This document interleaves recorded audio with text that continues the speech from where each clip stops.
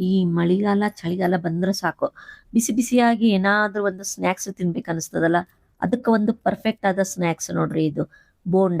ಆಮೇಲೆ ಅದ್ರ ಜೊತೆಗೆ ಒಂದು ಸೂಪ್ ಮಾಡೋಣ. ಸೂಪನ್ನ ನೀವು ಹಾಗೇನೂ ಕುಡಿಬೋದು, ಅಷ್ಟು ಆರೋಗ್ಯಕರವಾಗಿ ಸೂಪನ್ನ ಯಾವ ರೀತಿ ಮಾಡೋದು ಹೇಳ್ತೀನಿ. ಬೋಂಡಾದೊಳಗಂತೂ ನಾವು ಸೋಡಾ ಹಾಕೋದೇ ಬೇಡ. ಆಮೇಲೆ ಇದ್ರ ಜೊತೆಗೆ ಒಂದು ಒಳ್ಳೆ ಕಾಫಿ ಇದ್ರೆ ಸಾಕು ನೋಡ್ರಿ. ಹರೇ ಶ್ರೀನಿವಾಸ ಸ್ವಾದಿಷ್ಟ ರೆಸಿಪಿಗೆ ಸ್ವಾಗತ. ಈ ಬೋಂಡಾ ಸೂಪ್ ಮಾಡ್ಲಿಕ್ಕೆ ಮೊದ್ಲ ಉದ್ದಿನ ಬೇಳೆ ತಗೋಬೇಕು. ನಾನು 3/4 ಕಪ್ ಉದ್ದಿನ ಬೇಳೆ ತಗೊಂಡಿನಿ. ಅದಕ್ಕೆ 2 ಟೇಬಲ್ ಸ್ಪೂನಿನಷ್ಟು ಕಡ್ಲಿಬೇಳೆ, 2 ಟೇಬಲ್ ಸ್ಪೂನಿನಷ್ಟು ಹೆಸರು ಬೇಳೆ ಹಾಕೋಣ. ಎಲ್ಲವೂ ಸೇರಿ ಈಗ 1 ಕಪ್ ನನ್ನ ಹತ್ರ ಬೇಳೆ ಆಗಿದೆ. ಬರೀ ಉದ್ದಿನ ಬೇಳೆ ಬಹಳ ಹಾರ್ಡ್, ಅದು ಡೈಜೆಷನ್ಗೂ ಸ್ವಲ್ಪ ಕಷ್ಟ. ಈ ಚಳಿಗಾಲ ಮಳೆಗಾಲದೊಳಗೆ ಪಚನ ಶಕ್ತಿನೂ ಸ್ವಲ್ಪ ವೀಕ್ ಆಗಿರ್ತದ. ಅದಕ್ಕೆ 3 ಬೇಳೆಗಳನ್ನ ಹಾಕಿ ಮಾಡೋದ್ರಿಂದ ಡೈಜೆಷನ್ ಆಯ್ತು, ಮತ್ತೆ ಹೊಟ್ಟೆಗೂ ಯಾವುದು ತೊಂದರೆ ಆಗುದಿಲ್ಲ ನೋಡ್ರಿ. ನೀವೇನಾದ್ರೂ ಈ ನನ್ನ ಚಾನಲ್ ಅನ್ನ ಫಸ್ಟ್ ಟೈಮ್ ನೋಡ್ತಾ ಇದ್ರೆ ಈ ನನ್ನ ಚಾನಲ್ ಅನ್ನ ಸಬ್ಸ್ಕ್ರೈಬ್ ಮಾಡ್ಕೊಳ್ರಿ, ಬೆಲ್ ಐಕಾನ್ ಪ್ರೆಸ್ ಮಾಡ್ರಿ. ಈ ಬೇಳೆನ ಸ್ವಚ್ಛ ತೊಳೆದು ಒಂದು 3 ರಿಂದ 4 ತಾಸು ನೆನೆಲಿಕ್ಕೆ ಬಿಡೋಣ. ಇವಾಗ ಸೂಪ್ ಮಾಡೋಣ. ಆರೋಗ್ಯಕರವಾದ ಸೂಪ್ ಮಾಡ್ಲಿಕ್ಕೆ ಇಲ್ಲಿ ಫಸ್ಟ್ ನಾನು 1 ಕಪ್ಪಿನಷ್ಟು ಹೆಸರು ಬೇಳೆ ತಗೊಂಡಿನಿ. ಹೆಸರು ಬೇಳೆನ ಸ್ವಲ್ಪ ಕ್ವಾಂಟಿಟಿ ನೋಡಿ ನಿಮ್ಗೆ ಎಷ್ಟು ಬೇಕೋ ಅಷ್ಟು ತಗೊಳ್ರಿ. ಹೆಸರು ಬೇಳೆನ ತೊಳೆದು ಬಸದು ಸೈಡಿಗೆ ಇಟ್ಕೊಂಡಿನಿ. ಈ ನನ್ನ ರೆಸಿಪಿ ನಿಮ್ಗೆ ಬಹಳ ಇಷ್ಟ ಆದ್ರೆ ಲೈಕ್, ಶೇರ್ ಮತ್ತೆ ಒಳ್ಳೆ ಕಾಮೆಂಟ್ಸ್ ಮಾಡ್ರಿ. ಇವಾಗ ಒಂದು ಕುಕ್ಕರ್ ಪ್ಯಾನ್ ಒಳಗ ನಾವು 2 ಟೀ ಸ್ಪೂನಿನಷ್ಟು ತುಪ್ಪ ಹಾಕೋಣ. ತುಪ್ಪಕ್ಕೆ ಸ್ವಲ್ಪನೇ ಜೀರಿಗೆ ಹಾಕೊಳ್ರಿ. ಆಮೇಲೆ ಹಸಿ ಶುಂಠಿ ನಾನು ತೆಳ್ಳಗೆ ಉದ್ದುದ್ದಕ್ಕ ಹೆಚ್ಕೊಂಡಿನಿ, ನೀವು ಬೇಕಾದ್ರೆ ನೀವು ಅದನ್ನ ಹೆರ್ಕೊಳ್ಬಹುದು. ಆಮೇಲೆ ಹಸಿ ಮೆಣಸಿನ್ಕಾಯಿ ಸ್ವಲ್ಪ ಸೀಳಿ ಹಾಕಿನಿ. ಆಮೇಲೆ ಈ ಮೆಣಸು ಇರ್ತದಲ್ಲ ಸ್ವಲ್ಪ ಜಜ್ಜಿ ಕ್ರಷ್ ಮಾಡಿ ಹಾಕಿನಿ. 2 ಟೊಮೆಟೊ ಹಣ್ಣು ತಗೊಳ್ಳೋಣ ನಾವು ಇಲ್ಲಿ. ಈ ಸೂಪ್ ಬಹಳ ಹೆಲ್ದಿ ಮತ್ತೆ ಬಹಳ ಬೇಗನೆ ಇನ್ಸ್ಟಂಟ್ ಆಗಿ ಮಾಡ್ಬೋದು. ಸೂಪನ್ನ ನೀವು ಬರೀ ಹಾಗೇನೂ ಕುಡಿಬಹುದು. ನೆಗಡಿ, ಕೆಮ್ಮು ಏನೇ ಇರ್ಲಿ ಎಲ್ಲವೂ ಆರಾಮಾಗಿ ಆಗ್ತದೆ ಇದ್ರಲಿಂದ. ಸ್ವಲ್ಪ ಅರಿಶಿನದ ಪುಡಿ, ಸ್ವಲ್ಪ ಇಂಗ್ ಹಾಕೋಣ. ಬೆಳ್ಳುಳ್ಳಿ ಯಾರಾದ್ರೂ ತಿಂತಿದ್ರೆ ಇದ್ರಾಗ 1-2 ಎಸಳು ಬೆಳ್ಳುಳ್ಳಿ ಹಾಕೋಬಹುದು. ಬಟ್ ಇಂಗಿನಿಂದನೂ ಈ ಸೂಪು ಅಷ್ಟೇ ಟೇಸ್ಟಿಯಾಗಿ ಆಗ್ತದೆ.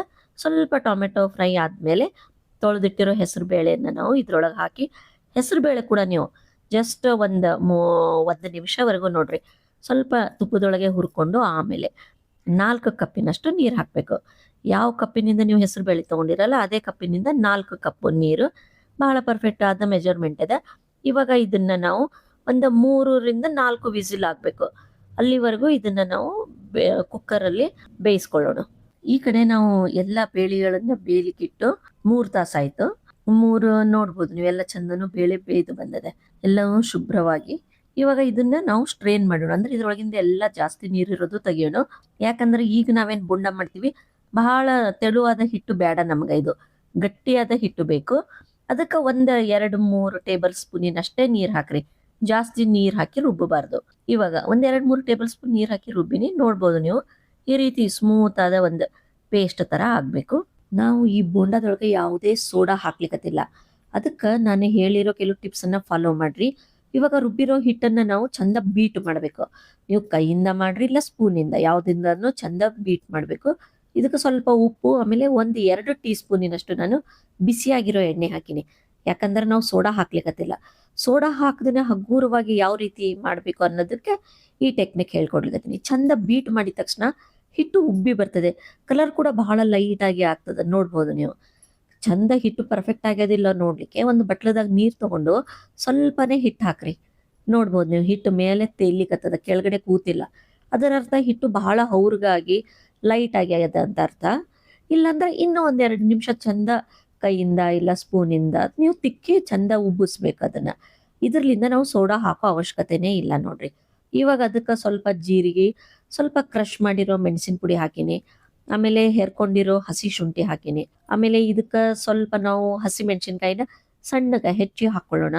ಆಮೇಲೆ ಸ್ವಲ್ಪ ಕರಿಬೇವು ಮತ್ತು ಕೊತ್ತಂಬರಿ ಸೊಪ್ಪು ಸಣ್ಣಗೆ ಹೆಚ್ಚಿ ಹಾಕೊಳ್ಳೋಣ. ಆಮೇಲೆ ಇದು ಹಸಿ ಕೊಬ್ಬರಿನ ನಾನು ಸ್ವಲ್ಪ ಹೆರ್ಕೊಂಡು ಹಾಕೊಂಡಿನಿ. ನೀವು ಬೇಕಾದ್ರೆ ಸಣ್ಣಗೆ ಪೀಸ್ ಮಾಡಿನೂ ಹಾಕೋಬಹುದು. ಇವಾಗ ಇದನ್ನ ಚಂದ ಕಲ್ಸ್ಕೊಳ್ಳೋಣ. ನಾನು ನಿಮ್ಗೆ ಮುಂಚೆನೆ ಹೇಳಿದಂಗೆ ಚಂದ ಕಲ್ಸ್ಕೋಬೇಕು, ಬೀಟ್ ಮಾಡಬೇಕು. ಎಷ್ಟು ಹೊತ್ತು ನೀವು ಚಂದ ಬೀಟ್ ಮಾಡ್ತಿರಲ್ಲ ಅಷ್ಟು ಅವ್ರಿಗಾಗ್ತದೆ, ಹಿಟ್ಟು ಉಬ್ಬಿ ಬರ್ತದೆ. ಇವಾಗ ಇದನ್ನ ಮೀಡಿಯಮ್ ಬಿಸಿಯಾಗಿರೋ ಎಣ್ಣೆ ಒಳಗೆ ಸಣ್ಣ ಸಣ್ಣದೇ ಬಾಲ್ಸ್ ಗುಂಡ್ಕ ಹಾಕಬೇಕು. ಇದನ್ನ ಹಾಕಿದ ತಕ್ಷಣ ಕೈ ಆಡಿಸ್ಬೇಡ್ರಿ ನೀವು, 30 ಸೆಕೆಂಡ್ ಹಾಗೆ ಬಿಡ್ರಿ. ಆಮೇಲೆ ಎಣ್ಣೆಯಿಂದ ಅದು ಮೇಲೆ ತೇಲಿಕ್ಕೆ ಸ್ಟಾರ್ಟ್ ಆಗ್ಬಿಡ್ತದೆ. ಯಾಕಂದ್ರೆ ಸೋಡಾ ಹಾಕದೇ ಇದ್ರೂ ನಾವು ಇದನ್ನ ಚಂದ ಬಿಸಿ ಎಣ್ಣೆ ಹಾಕಿ ಸ್ವಲ್ಪ ಬೀಟ್ ಮಾಡಿದಕ್ಕೆ ಈ ಬೋಂಡಗಳೇನವ ಬಹಳ ಅವ್ರಿಗೆ ಲೈಟ್ ಆಗಿ ಆಗ್ತವ. ಇದನ್ನ ನೀವು ಲೋ ಟು ಮೀಡಿಯಂ ಫ್ಲೇಮ್ ಒಳಗೆ ಸ್ವಲ್ಪ ಚಂದ ಬ್ರೌನ್ ಆಗೋವರೆಗೂ ಕರಿಬೇಕು. ಈ ಬೋಂಡಗಳನ್ನ ಲೋ ಫ್ಲೇಮ್ ಒಳಗೆ ಕರೀರಿ, ಅಂದ್ರೆ ಒಳಗಡೆನೂ ಚಂದ ಆಗ್ತದೆ. ಒಳಗಡೆ ನೋಡ್ಬೋದು ನೀವು ಎಷ್ಟು ಸಾಫ್ಟ್, ಮೇಲೆ ಕ್ರಿಸ್ಪಿಯಾಗಿ ಇರ್ತದೆ. ಇವಾಗ ಒಂದ್ 3-4 ವಿಸಿಲ್ ಆದ್ಮೇಲೆ ಹೆಸರುಬೇಳೆ ಚಂದ ಬೇಯ್ದು ಬಂದಿದೆ. ಹೆಸರುಬೇಳೆ ಏನದ ಆರೋಗ್ಯಕ್ಕೂ ಬಹಳ ಒಳ್ಳೇದು, ಎಸಿಡಿಟಿ ಆಗೋದಿಲ್ಲ. ಆಮೇಲೆ ಬಹಳ ಲೈಟ್ ಇದು. ಈ ಸೂಪನ್ನ ನೀವು ಮಾಡ್ಕೊಂಡು ನೆಗಡಿ ಆದಾಗ ಯಾವಾಗೂ ಇದನ್ನ ಕುಡಿಬೋದು. ಅನ್ನದ ಜೊತೆಗೂ ಇದನ್ನ ಊಟ ಮಾಡ್ಬೋದು ನೀವು. ಆಮೇಲೆ ವಯಸ್ಸಾದವರು ಮಕ್ಕಳಿಗೆ ಈ ಸೂಪನ್ನ ಮಾಡಿ ಕುಡಿಸ್ಬಹುದು. ಇವಾಗ ಚಂದ ಬೇಯ್ದಿರೋದನ್ನ ಕಡ್ಗೋಲಿಂದ ಚಂದ ನಾನು ನುಣ್ಣಗ್ ಮಾಡ್ಕೊಂಡಿನಿ. ಇವಾಗ ಇದಕ್ಕೊಂದು ಸ್ಪೆಷಲ್ ಆಗಿ ಒಂದು ಒಗ್ಗರಣೆ ಮಾಡೋಣ. 1-2 ಟೀ ಸ್ಪೂನಿನಷ್ಟು ನಾನು ಈ ತುಪ್ಪ ತಗೊಂಡಿನಿ. ನೀವು ಎಣ್ಣೆ ಬೇಕಾದ್ರೆ ಎಣ್ಣೆನೂ ತಗೋಬಹುದು. ಸ್ವಲ್ಪ ಕಾಯ್ದ ಮೇಲೆ ಇದಕ್ಕೊಂದು ಸ್ವಲ್ಪ ಜೀರಿಗೆ ಹಾಕೊಂಡು, ಹಸಿಮೆಣಸಿನ್ಕಾಯಿ ಖಾರಕ್ಕೆ ನಾನು 1-2-3 ತಗೊಂಡಿನಿ. ಸೀಳಿ ಹಾಕೊಂಡಿನಿ ನಾನು. ಹಸಿ ಶುಂಠಿ ನಾನು ತೆಳ್ಳಗೆ ಈ ಉದ್ದುದ್ದಕ್ಕೆ ಕಟ್ ಮಾಡ್ಕೊಂಡಿನಿ. ನೀವು ಬೇಕಾದ್ರೆ ಹೆರೆದು ಹಾಕೋಬಹುದು. ಆಮೇಲೆ ಸಾಕಷ್ಟು ಕರಿಬೇವಿನ ಸೊಪ್ಪು ಹಾಕೊಂಡು, ಆಮೇಲೆ ಇದಕ್ಕೆ ಸ್ವಲ್ಪ ಇಂಗು. ಯಾರು ಬೆಳ್ಳುಳ್ಳಿ ಯೂಸ್ ಮಾಡಿರ್ತೀರಿ ಅವರು ಸ್ವಲ್ಪ ಬೆಳ್ಳುಳ್ಳಿನೂ ಹಾಕೋಬಹುದು. ಇವಾಗ ಇದು ಚಂದ ಒಗ್ಗರಣೆ ರೆಡಿ ಆಯ್ತು. 1 ನಿಮಿಷ ತುಪ್ಪದೊಳಗೆ ಹುರಿಯೋಣ, ಗಮ್ ಅಂತ ಮನೆ ತುಂಬಾ ವಾಸನೆ ಬರ್ಲಿಕ್ಕೆ ಸ್ಟಾರ್ಟ್ ಆಗ್ತದೆ ನೋಡ್ರಿ. ಈ ಸೂಪಿಗೆ ಯಾವುದೇ ಮಸಾಲೆ ಇದು ಹಾಕುದಿಲ್ಲ ಎಕ್ಸ್ಟ್ರಾ. 1 ಟೀ ಸ್ಪೂನಿನಷ್ಟು ನಾನು ಕೊತ್ತಂಬರಿ ಬೀಜದ ಪುಡಿ ಅಂದ್ರೆ ಧನಿಯಾ ಪೌಡರ್ ಹಾಕೊಂಡಿನಿ. 1/2 ಟೀ ಸ್ಪೂನಿನಷ್ಟು ಹುರಿದಿರೋ ಜೀರಿಗೆ ಪೌಡರ್ ಹಾಕೊಂಡಿನಿ. ಒಂದ್ ಸ್ವಲ್ಪ ಮೆಣಸಿನ ಪುಡಿ ಹಾಕಿನಿ. ಮೆಣಸು ಬೇಡ ಅನ್ನೋರು ಸ್ಕಿಪ್ ಮಾಡ್ಬೋದು. ಸಣ್ಣ ಸಣ್ಣ ಮಕ್ಕಳಿದ್ರೆ ಮೆಣಸು ಹಾಕೋದನ್ನ ಅವಾಯ್ಡ್ ಮಾಡ್ರಿ. ಆಮೇಲೆ 1-2 ದೊಡ್ಡ ಚಮಚದಷ್ಟು ಹುಣಸೆ ಹಣ್ಣಿನ ರಸ ಹುಳಿ ಆಗ್ಲಿಕ್ಕೆ ಹಾಕೊಂಡಿನಿ. 1-2 ಟೀ ಸ್ಪೂನಿನಷ್ಟು ಬೆಲ್ಲ. ಹುಣಸೆ ಹಣ್ಣು, ಬೆಲ್ಲ ಇವು ಮಸಾಲೆಗಳೇನವ ನಿಮ್ಮ ಟೇಸ್ಟಿಗೆ ತಕ್ಕಂತೆ ಹೆಚ್ಚು ಕಡಿಮೆ ಮಾಡ್ಕೋಬಹುದು. ಇದಕ್ಕೆ ಯಾವುದೇ ಮಸಾಲೆ ಪುಡಿ ಅಥವಾ ಸಾರಿನ ಪುಡಿ, ರಸಂ ಪುಡಿ ನಾವು ಇದಕ್ಕೆ ಹಾಕೋದಿಲ್ಲ. ಹಸಿ ಕೊಬ್ಬರಿನ ಸಣ್ಣಗ ಹೆರ್ಕೊಂಡು ಹಾಕೊಂಡಿನಿ. ನೀವು ಬೇಕಾದ್ರೆ ಸಣ್ಣ ಪೀಸಸ್ ಮಾಡ್ಕೊಂಡು ಹಾಕೋಬಹುದು. ಯಾಕಂದ್ರೆ ಈ ಹಸಿ ಕೊಬ್ಬರಿ ಏನದ ತಿನ್ನುವಾಗ ಬಾಯಿ ಒಳಗ ಅಲ್ಲೊಂದಿಲ್ಲೊಂದು ಬಂದ್ರೆ ಬಹಳ ಟೇಸ್ಟಿಯಾಗಿ ಆಗ್ತದ. 3 ಕಪ್ಪಿನಷ್ಟು ನೀರ್ ಹಾಕಿ ನಾನು. ಯಾಕಂದ್ರ ಈ ಸೂಪ್ ಏನದ ಬಹಳ ತೆಳುವಾಗಿ ಇರ್ತದ, ಬಹಳ ಗಟ್ಟಿಯಾಗಿ ಇರೋದಿಲ್ಲ. ನೀವು ಈ ಸಾಂಬಾರ್ ಕತೆ ಇರೋದಿಲ್ಲ. ಈ ತೆಳುವಾದ ರಸಮ್ ಅದಿರ್ತದಲ್ಲ ಸೂಪು, ಆ ಥರನೇ ಇರ್ತದ. ಇದಕ್ಕೆ ರುಚಿಗೆ ಎಷ್ಟು ಬೇಕೋ ಅಷ್ಟು ಉಪ್ಪು ಎಲ್ಲ ಹೆಚ್ಚು ಕಡಿಮೆ ನಿಮ್ಗೆ ಹೆಂಗ್ ಬೇಕಂಗೆ ಮಾಡ್ಕೊಳ್ರಿ.